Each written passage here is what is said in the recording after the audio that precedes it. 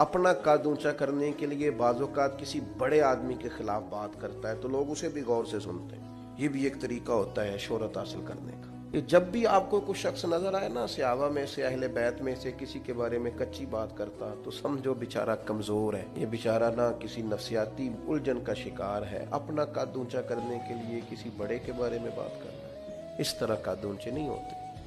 कभी ऐसे लोग बहुत सारे लोग ऐसे हैं जिनकी कोई हैसियत ही नहीं बेचारों की।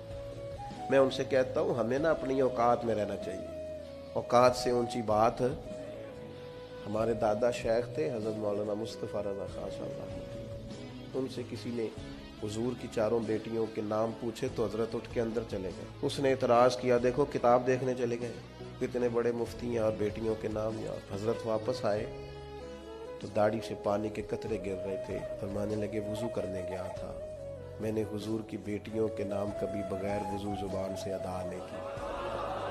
अपना कद देखें और उस कद में रहें। अपने कद से ऊंची कभी कोई बात ना करें, कभी कमज़ोर ना पड़े। और मैं आपको एक बतौर नसीहत बात करता हूँ अपने संगियों को, जहाँ दीनी लोगों पर बहस हो रही हो ना, किसी जगह भी कोई किसी सहाबी के बारे में अहले किसी किस्म की कोई बहस कोई बंदा भी छेड़े, अपने कान पूरी तरह बंद कर लो और ऐसे किसी आदमी की किसी शरारत का शिकार कतई नहीं होना। ये बड़ा खौफनाक मंजर है।